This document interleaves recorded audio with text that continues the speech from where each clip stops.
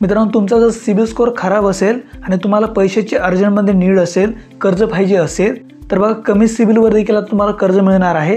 ते कसं, त्याचे एकूण 5 मार्ग या व्हिडिओमध्ये मी तुम्हाला सांगणार आहे. त्यामुळे व्हिडिओ खूप महत्त्वाचा होणार आहे. व्हिडिओ नक्की शेवटपर्यंत बघा आणि चॅनलवरती नवीन असाल तर चॅनलला लगेच सबस्क्राईब करा.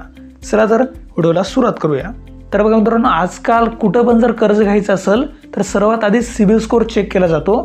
जर सिबिल स्कोअर चांगला असेल तरच तुम्हाला लोन ऑफर केलं जातं. पण आता काळजी करू नका, तुमचं जर सिबिल स्कोअर कमी असेल तर तुम्हाला 100% लोन हे भेटणार आहे. त्याचे वेगवेगळे 5 मार्ग आहेत, तेच आता आपण एक एक करून पाहणार आहोत.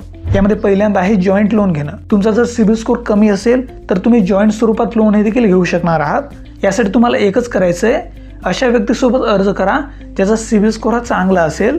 तर त्यामुळे बँकेद्वारे तुमचं जे काही कर्ज आहे ते मंजूर करण्याची शक्यता वाढणार आहे. त्यासोबतच तुम्ही NBFC द्वारे देखील कर्ज घेऊ शकणार आहात. यामध्ये जर बँका तुम्हाला कर्ज देण्यास नकारच देत असतील तर तुम्ही नॉन बँकिंग फायनान्शियल कंपनीकडून देखील कर्ज घेऊ शकता.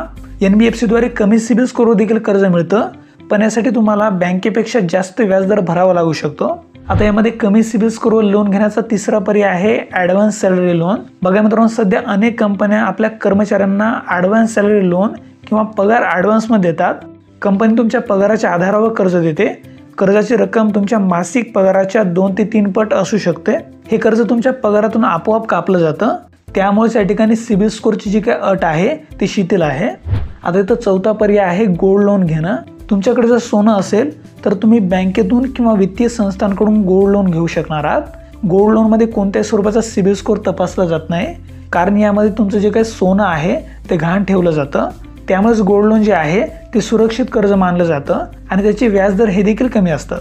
आता शेवटी कमी सिबिल स्कोअरवर कर्ज घेण्याचा 5वा पर्याय आहे FD वर कर्ज घेणं. तुमची जर बँकेमध्ये फिक्स डिपॉझिट असेल तर तुम्ही FD वर देखील कर्ज घेऊ शकता. यातही बँक तुमचा जो काही सिबिल स्कोअर आहे तो चेक करत नाही. यामध्ये कर्जाची रक्कम तुमच्या FD रकमेच्या 90% असू शकते. FD वर कर्ज घेणे हा सर्वात सोपा आणि कमी व्याजदरातील पर्याय मानला जातो. त्यामुळे तुम्हाला जर अर्जंटमध्ये लोन घ्यायचं असेल आणि तुमची बँकेमध्ये FD असेल तर त्या FD वर देखील तुम्ही या ठिकाणी लोन हे घेऊ शकता. जॉईंट लोन घेणे, सोबतच NBFC कडून लोन घेणे, ॲडव्हान्स सॅलरी लोन, त्याचबरोबर गोल्ड लोन आणि FD वर लोन, या अशा 5 प्रकारे तुम्ही कमी सिबिल स्कोअर असला तरी देखील कर्ज हे घेऊ शकता. थोडक्यात मित्रांनो, ही होती महत्त्वाची अशी माहिती.